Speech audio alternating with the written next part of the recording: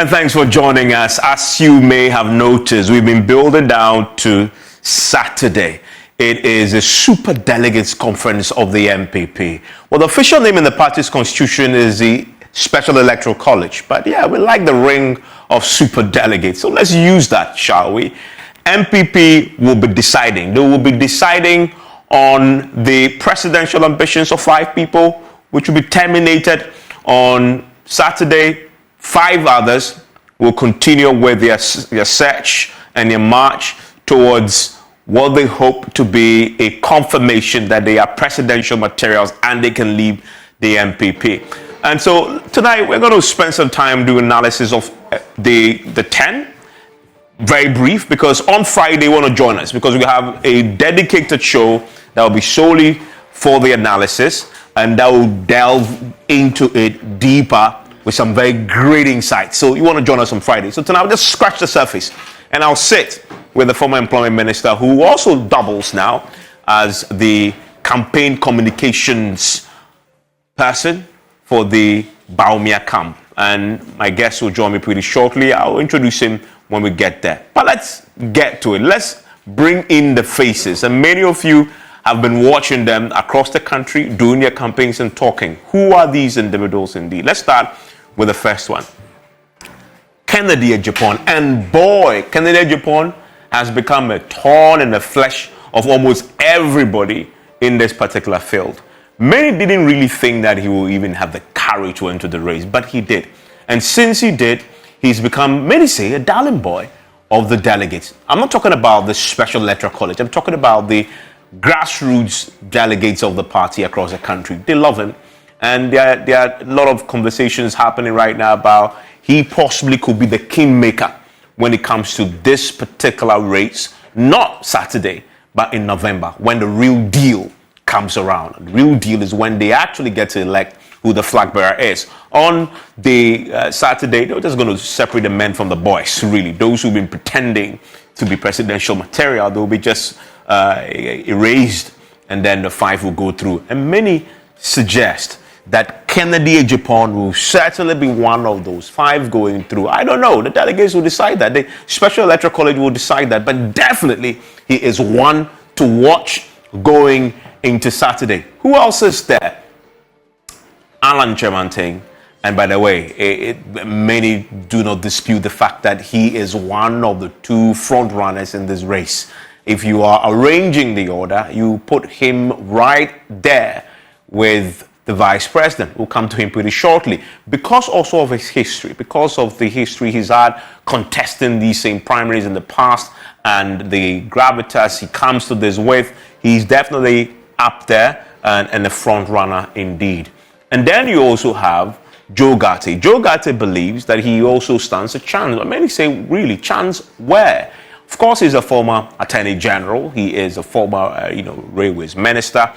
And he comes to this with a former run under his belt as well. So he believes he has what it takes. But if you look at the field, how much of a chance does he stand? Again, the special delegates will decide. And many have called him the single biggest underdog in the race. It's Kojo Poku, is an energy expert. He's been here. We've talked to him before. But he doesn't see himself as a massive underdog at all because he believes that he has what it takes and that he will surprise a lot of people, right? And that he will be in the top 5. But will he? He's been campaigning, and the question is, where is his constituency? He's been around the country doing so. And then you have Dr. Efria Kutu, who, by the way, is a former Agric minister, has been on PM Express also, where we put a few questions to him. He also believes he qualifies to be president, and he is in the race also. I mean, the point is, on Saturday, one of them, or 5 of them, will be disappointed. Will he be one of those disappointed? I don't know. But he believes he is going to be top 5. He's going to be top 5 and he's going to be number 1 in November. But what chance has he got? He's been campaigning quite vigorously. We're talking last time when he spoke to us, alleging that contractors who do not support him and others are being victimized, are not being paid. Well, so there's a lot of allegations he's thrown around, and the delegates, are they buying it? We don't know. And then I introduced you to Kwabena Agyapong, and he was also on my show a couple of weeks back, and he made a strong impression, many believes, when he launched his campaign. He's been there. He's done that. He served as a campaign manager for the incumbent president. He was the spokesperson for former President Kufuor. So he's done this before. And indeed, of course, he's the former general secretary of the party as well. And he's also there in with a shout, he believes, to become the party's flag bearer. So the field is a tall one. And then comes Singer Dynamo, a man who's done it before. He's run this before and lost many times. But he's still in there. He believes this time he will be lucky. But will he? Considering the formidable names in the race, can he really aspire to anything close to top 5 on Saturday? And then Dr. Kofi Konadu-Apreku, another of the aspirants who was with us on the show last month. And he says his claim to this throne that they're all fighting for is his experience working for ECOWAS, but also as a former regional integration minister under Kufuor, and he wants to bring change using that experience in solving the many challenges this country faces. But one of the things he says is that he was hoping that he would have been given a position in the Akufo-Addo government. He was obviously ignored, and that is something that he is unhappy about. Is it something that is influencing his campaign across the country? We don't know. The delegates will make a decision. And just this week, Boakye Jacko was here on Monday. A very fascinating conversation indeed. And he said something that many had rumored, but he then added a bit of meat to that bone. That all these 9 aspirants, he says 7 or 8 of them, they have been meeting. And in one of the meetings, a conversation came up. Who is the establishment candidate? And he says, well, establishment candidate is obviously Dr. Bawumia, who is the vice president. And they, among themselves, had a conversation. So if it comes to a runoff in November, what should we do? And the possibility is that all of them may form, the word he used, an alliance against who? The vice president. The vice president possibly may come up against all of them if what Boakye Jacko says is something that comes to fruition. He says it is a possibility. They haven't actually had an agreement to do it, but it has been discussed and it is a possibility. And he says politics, all politics, is about alliance. He makes the point emphatically, and that if you don't understand that, then you've lost the plot. But many of them have spoken to us and said, yes, we've been talking. Kojo Poku says, yes, we've been talking, but Dr. Bawumia has not been part of the conversation. They've written to him to join. He hasn't joined. But why? I guess tonight we get to clarify that point when we speak to his campaign communications director on this particular show. So these are the individuals, and many say he is the outright front runner, Dr. Mahmoud Bawumia, outright front runner, and that he will get and win the Saturday's Special Electoral College with a landslide. Will he? Dr. Bawumia would obviously make that point quite forcefully. Alan Chamantin will also lay claim to it, but we're watching what will unfold on Saturday. For Dr. Bawumia, many say, considering the category of people voting, there isn't any doubt that he will win it. The question is, what's the margin? By what margin, right? And even if he gets anything in the 50s and just about 50, he may be limping into November. And so he should be looking at a landslide, a super win for him on Saturday, for him to leave no doubt. But then many say, if you go into November, where 100,000 or 200,000 will be voting, where the grassroots are, that's where Alan Chamanting's strength will come to play. And that's why they've not really been happy with this whole Special Electoral College issue. Very interesting names, very interesting faces. 5 of them will be cancelled from the board on Saturday. Okay, a few additional things that we found was interesting. And as we build into this, we have to get into Friday by understanding where NPP had come from. If you go back to 1992, you will see that NPP has a very interesting history with primaries. It started off there where Professor Dubois won that primary, and there were 7 of them. So NPP goes into these primaries with a significant number of people, everybody wanting to be president. 7 of them. Professor Dubois came up as a candidate at that time. 1996 drops to 6 aspirants, all vying to be president. And then you go to 1998, it comes to 6. And that's where we saw the current president also vying to be president there. And of course, he lost to J. Kufuor at the time. But of course, J. Kufuor won that. And in 2003, he was unopposed. Of course, he was incumbent. You don't want to touch him. And then comes, I guess, the most important time in the NPP's history as far as primaries are concerned. 2007, a young political reporter on the premises of the University of Ghana covering this groundbreaking primary were 17, unprecedented number, all of them wanting to be president. In the end, he left the party ruptured. And after that, the party said, never again will we go to a primary with this many people all vying to be president. And that is why they tweaked their constitution and introduced this special electoral college, fundamentally influenced by what happened here in 2007. 17 of them. In the end, Akufo-Addo could not master the 50+1 that we need. Alan Kyerematen stepped down for him to go. And Alan Kyerematen has been using that in his campaign, by the way. He said that is the ultimate sacrifice, is what he did in 2007. I'll ask Nana Akomea if he agrees, if that's the ultimate sacrifice. And then, as we wrap up, we go to 2010. We have 5 of them. You come to 2014. There were 3 of them. And by the way, now you begin to see the dominance of the incumbent president.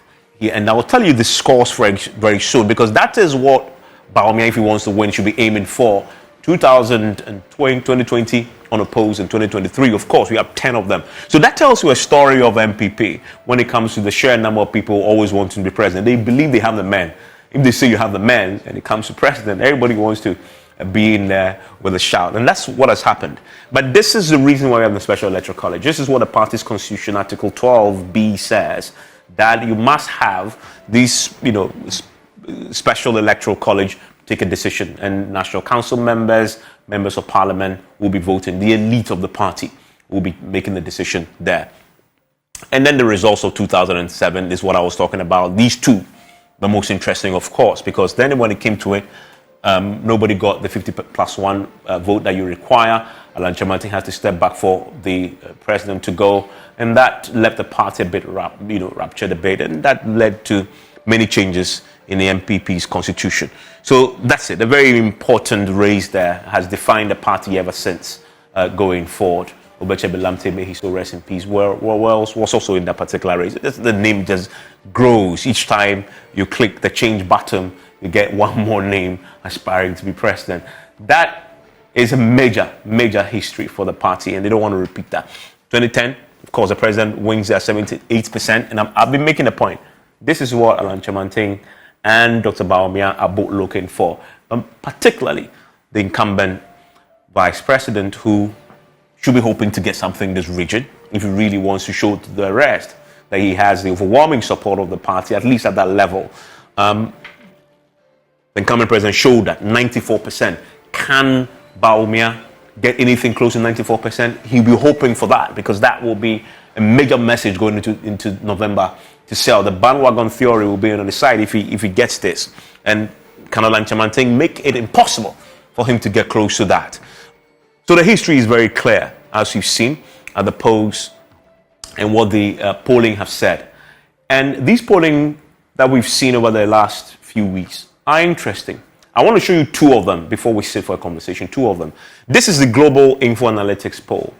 And he asked the question, okay, if we were voting at the time they were doing this, who will you vote for among sample delegates for the NPP? And at that time, 36% say they'll vote for Bawumia. So Bawumia, if they were voting, and this is not about the super delegates where they're going to cut down to 5. This is about if we were going into actual elections. So Bawumia should win it by 36%, except that this would have been a case of a runoff, right? Because you need 50% plus to go. And as we've heard from Boakye Jaku, if this happened, then the 9 of them will form an alliance, right? So this is a very interesting point. In any case, Bawumia leads there. And then you come to, we've seen also the story of the top 5 going into Saturday. This is a prediction of what will happen from Global Info Analytics.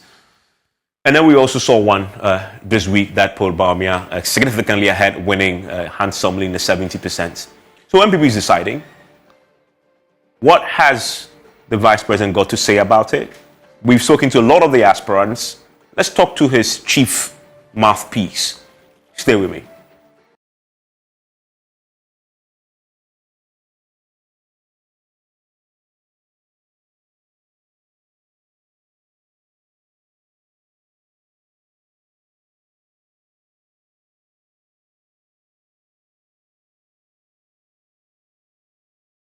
Thanks for staying with us. Nana Akomea is with me in the studio. Nana Akomea is a former employment minister, but he is also now the campaign communications director for Dr. Bawumia, and he joins me in the studio. I'm curious when I had that designation. I mean, why did you decide to take up this role? Well, because I believe in Dr. Bawumia's candidature. I believe that he's the best foot for the NPP at this time to put forward. I believe strongly in it. And when you believe in something, you don't want to take a passive role. You want to take an active role. So when the man himself came to see me a few times and asked me if I could play that role, I was delighted and honored. Okay, we'll delve into that a bit more, because he is like the other communication directors. He is formidable. Member of Parliament, 4-term, former employment minister. So to be a campaign communications director, well, that must have been the great promise he saw in Dr. Bawumia. But what has he seen in him, really? He says he saw something in him. What is it? We'll interrogate that. And remember that PMS is always brought to you by Cherry Tree Properties. We develop spaces as though we're going to occupy them ourselves. Syntax tanks, it is strong, it is tough.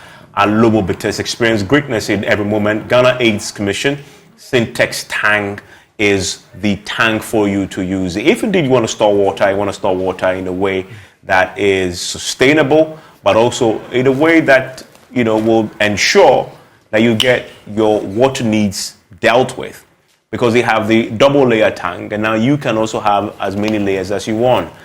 In fact, they have bespoke services. Call them one white inner layer, any color you want, they'll do for you, and you just get your preference dealt with very quickly. Syntax tanks, they have 7 years warranty, which no other tank in Ghana can give you. So whatever your water consumption need, the size of the project, just call them. Call them on 0244 335 168 or shop online at syntaxgh.com. A strong, a tough. If you're looking for people who build for you, but they'll not just build, but they'll build with passion, because they build it as though they want to live there themselves, then you want to call Cherry Tree Properties, because they have Sloane Square. It is a new gated community development at Sakumono, developed by Cherry Tree Properties, a one-of-a-kind, well-planned luxury you have never experienced. Call them on 0553 662 366. Cherry Tree Properties, sophistication and class. Nana, so you started by saying that you saw something, Bawumia, that convinced you that in spite of your very high profile, you want to be his campaign spokesperson, in essence. What is it that you saw in him? Well, if you look at the man, the stuff that he is made of, which he has articulated to Ghanaians over the years. If you remember, in the period after 2012, in 2008, when he was selected as the running mate, it was barely 5 months to the elections. We didn't see much of him.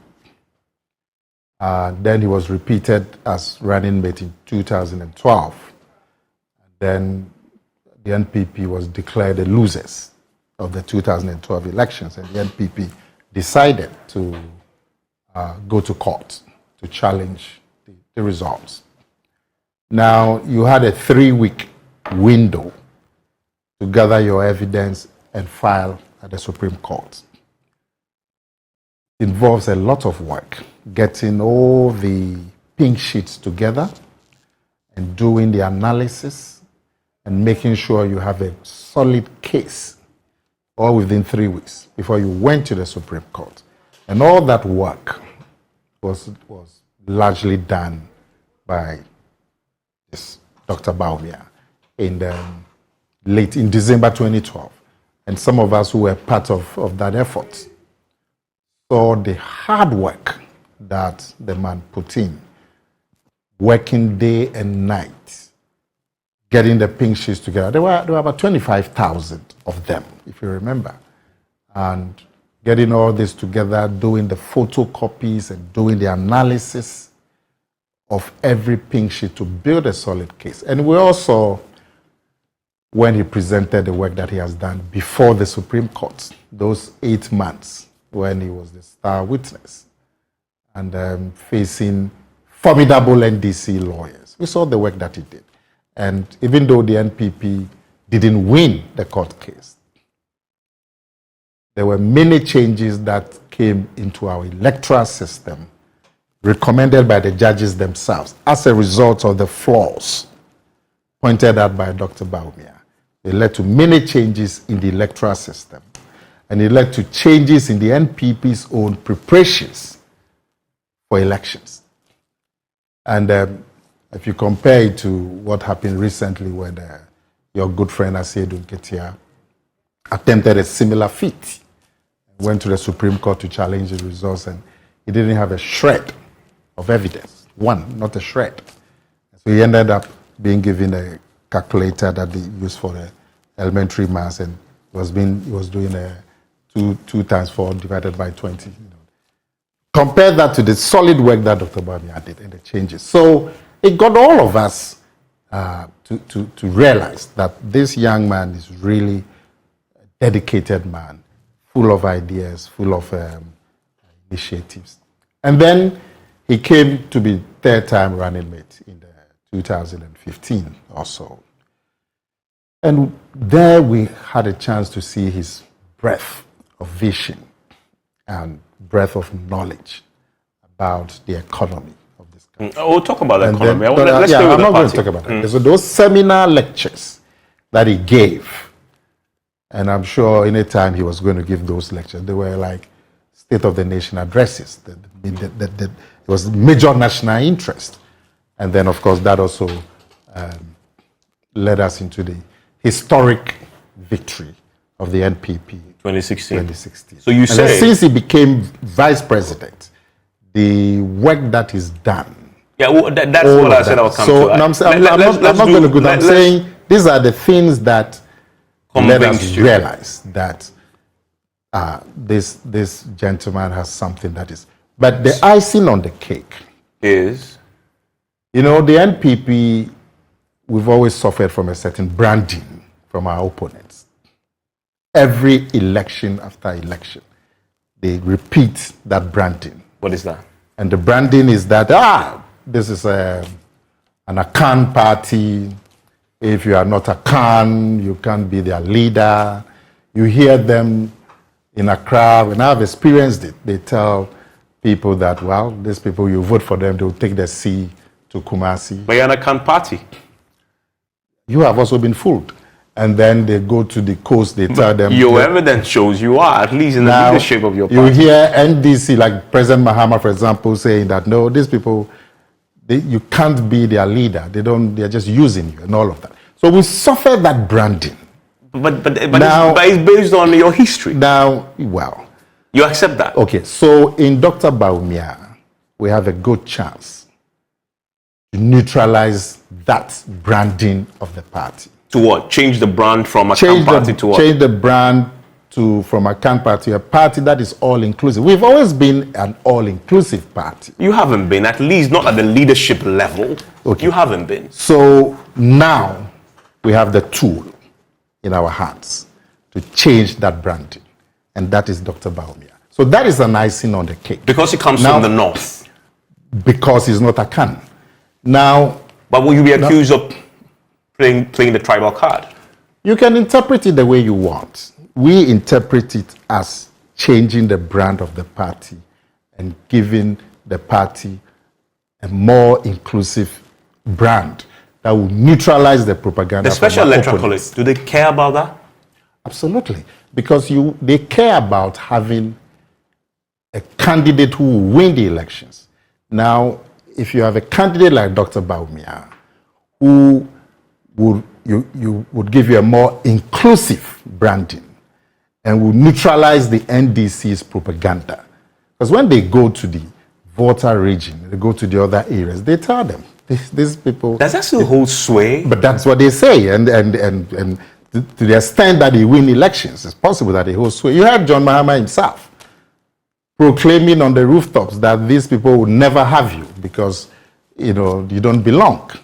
But that's that propaganda, if at that level they are saying, you can imagine what they do on the ground when they go. But there's a risk in using that in the campaign within your party, because the fact that you're an account part of that brand that you've been tagged with, not only because of your leadership, historical leadership trend that you just showed earlier, where a lot of people coming into leadership position from the account. But also, your stronghold is the Ashanti region. Yes. Right? And for Dr. Baumia... And the Eastern region. And the Eastern region, exactly. Yeah. And Dr. Baumia, history shows, and on Friday when people join us at 8, we'll show this. You've never won an election in this country when you've secured 70 or less in the Ashanti region. You have to hit 75 plus all the time to win an election in Ghana, in the Ashanti region. So when Baumia pitches himself as a guy who's changing the brand, isn't he also risking alienating those strong NPP voters in your stronghold, where you are the main contender? Alan Chemanting is also going to say, I am one of your own. Vote for me. Isn't there a risk there? No, Ashanti is a stronghold. A stronghold means these are people who believe in the party, not necessarily who is leading the party. You understand? I am a supporter of Accra House of Folk. I don't care who the star player is or who the coach is. I care that the team would win. When I go to Europe, I care about who the player is. So I used to support Chelsea because they had Ghanaian players, African players in there. Supported a very bad team. When those players left Chelsea, I would look. In fact, when I see two teams playing in Europe, for example, just look for the Ghanaian. I look for the team with black players, and then my sympathies go with that. But when it comes to House of Folk, I am a stronghold. I don't care who leads House of Folk. But when it comes to European soccer, I care who leads House of Folk, who is playing where is important to me. Ashanti is a stronghold.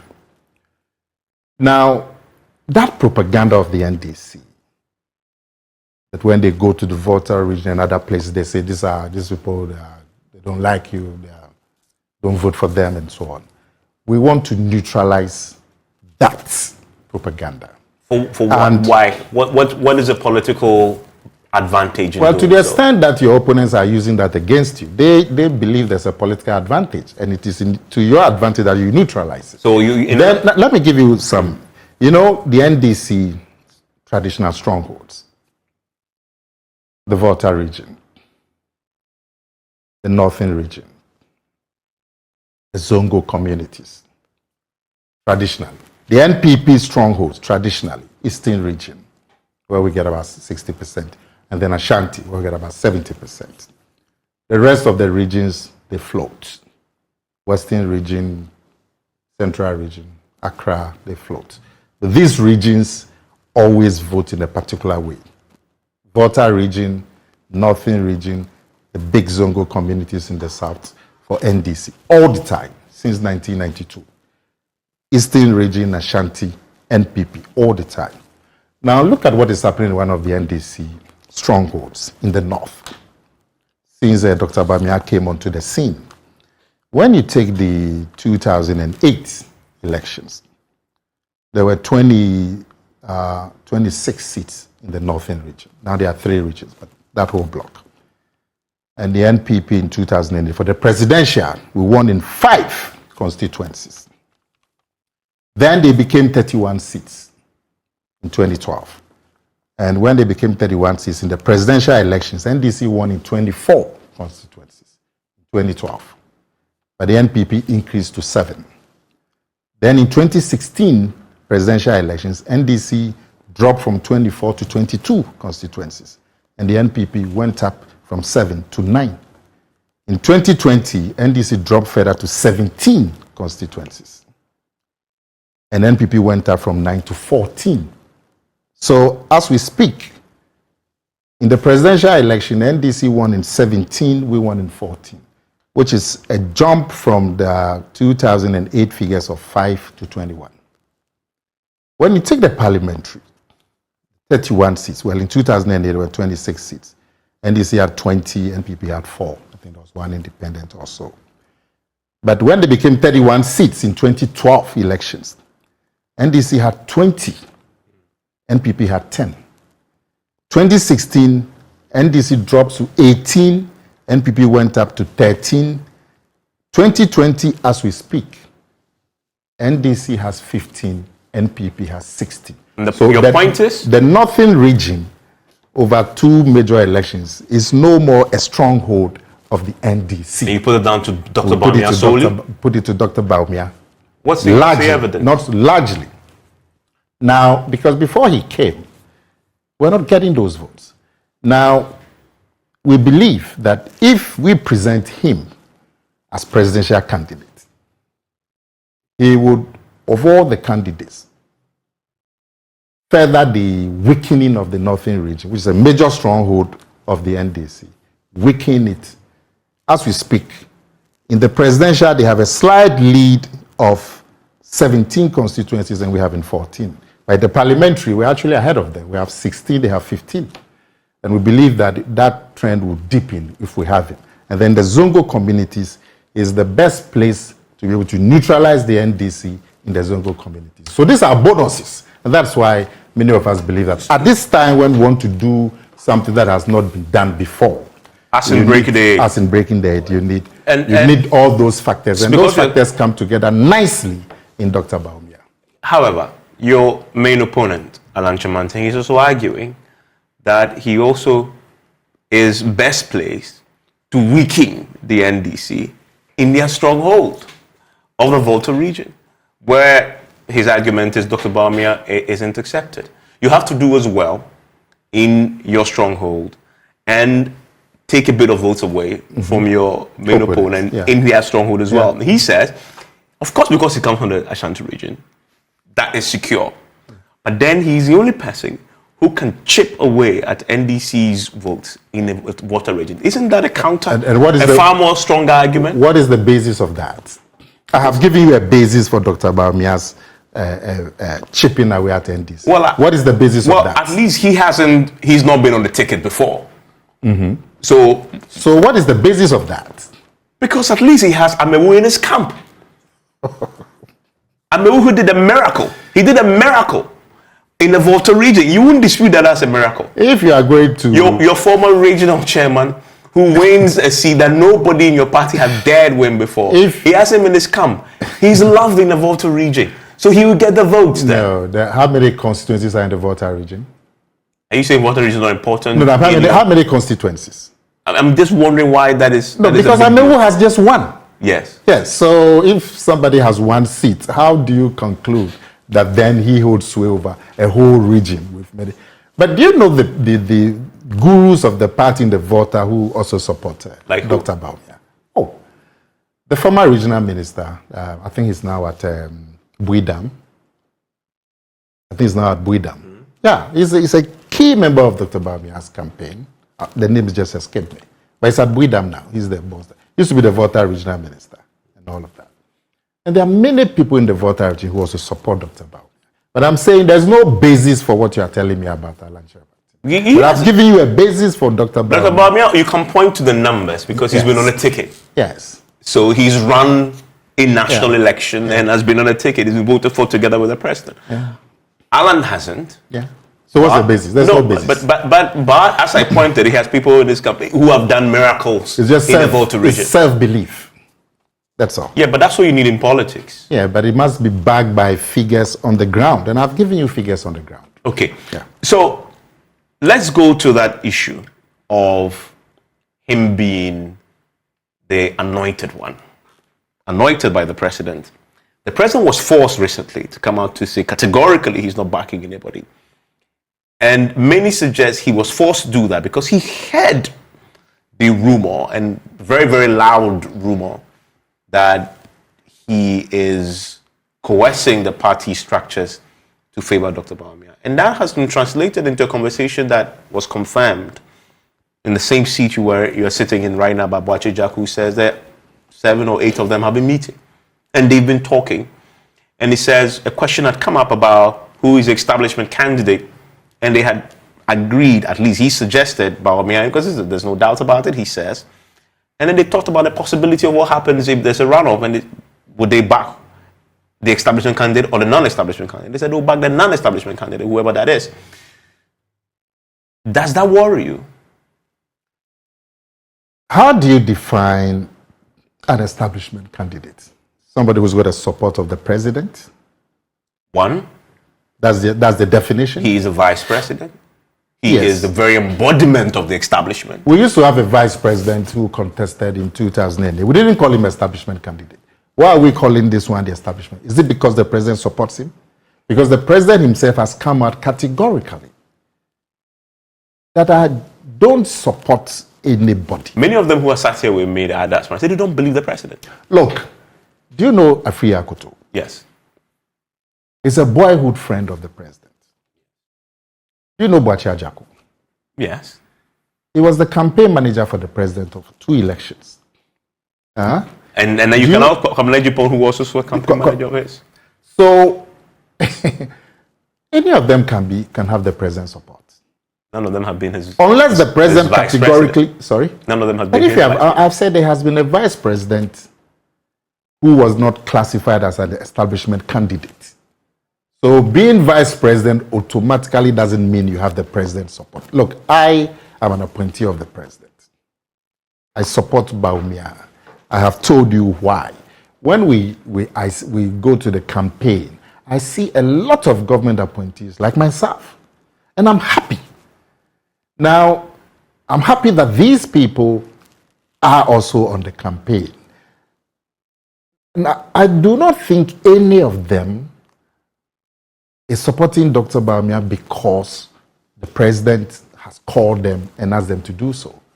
How is it possible in the NPP that you can coerce anybody to support a candidate? Can I be coerced?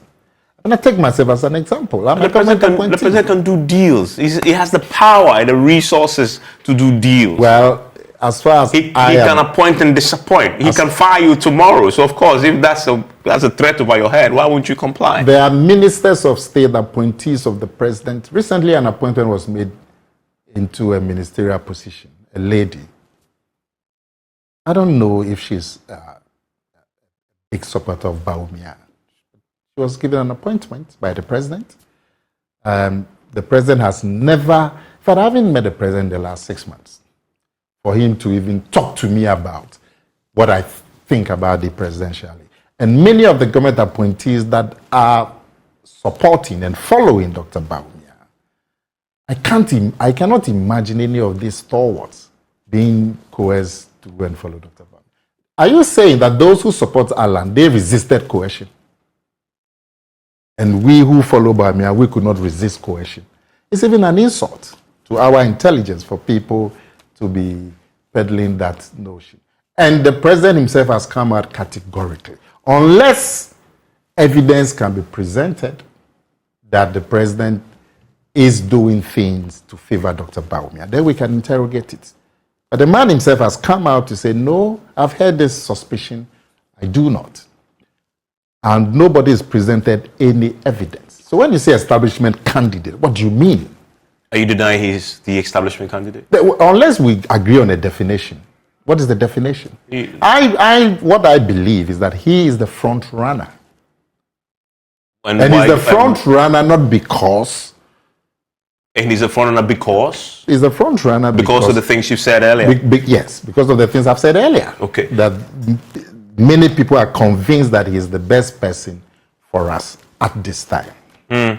Well, he says he is the front runner, not a front runner. Okay, so if it's the front runner and it's not a front runner, when we return from this break, we'll ask him. There are obviously special electoral college voters who will make a decision on Saturday. He's saying that because, of course, this is the elite of the party, right? The elite of the party, MPs, ministers, party executives, who are all part of the establishment. Maybe that's why he ran away from the establishment kind of description. And he knows because they are that, they will certainly vote for him. So he is a front runner. But remember that this game doesn't end on Saturday. The real one is in November, where the grassroots will vote. What about there? Is he still the front runner when it comes to the November race, when the flag bearer will now, whoever is aspiring to be, will now have to pitch himself against 200,000 people plus across the country? And that's where Alan says he has the strongest bet. Stay with me. After that, we'll put that in.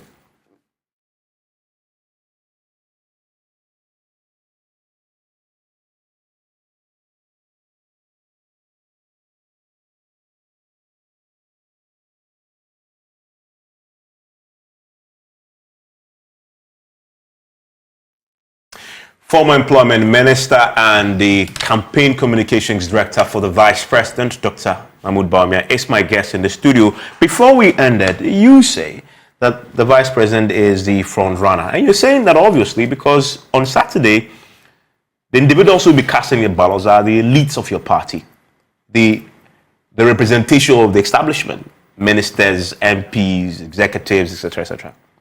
But the real vote is not Saturday. The real vote is in November, where the grassroots of the party be voting. Isn't that where Bawumia begins to struggle? Well, every election is done by a delegation. You agree? Of course. So this election is by about 900 people. And you could say that it's a small number compared to the 200,000 people in November. But every election is a delegation. It doesn't reflect, you don't have the entire pool. Because even the 200,000 people in November, there are 6 million voters of the NPP. So even the 200 is still a microcosm. You understand? Same as the 900. So, like we are saying, these people are leaders of the party across board, across constituencies, across regions, across national levels. These are the leaders of the party who have the confidence of the grassroots of the party. So you cannot divorce them from the grassroots. And why am I saying so? Look at the precedents. In 2014, when we had the same electoral college, same group of people, Akufo-Addo, who was the first of the five, he had over 80%. The second person was Alan Sherman. He had 8%. When they went for the main election to select the flag bearer, Akufo-Addo had 94%. That's the precedence. Yeah, but the point is, what's the margin for super delegates for Dr. Bawumia, which is the key thing? I think there's no doubt. We haven't done the election yet. Let's wait for the election. But I'm saying that to try and divorce the super delegates from the main election may not be accurate, because the super delegates are people who have also come from the party. Except that the dynamics there are different. And that brings me to my next point, really. And I've given you the precedent that the way the super delegates voted in 2014, clearly the same way that the main delegates voted in 2014. Well, and I've given you the figures. No two elections are the same, and you know that. And so why are you trying to generalize elections? But let's come to an issue that we'll touch on before we wrap up, which is Dr. Bawumia, you said when he was in a candidate with the president, made a big deal of his economics background. Yeah. So why is the economy in crisis when he is a chair of the economic management team? Isn't that his biggest Achilles heel? Well, the Vice President of Ghana, his official functions are spelled out in the Constitution. Article 61 gives you the functions of the Vice President. It says that assignments given to him by the Constitution of the President. That's all. It then gives him, I think, head of Armed Forces Council and Police Council or something. Those are the official functions. And if any other thing is something that is given to him by the President, and then when the President is away or cannot act as President, he steps in.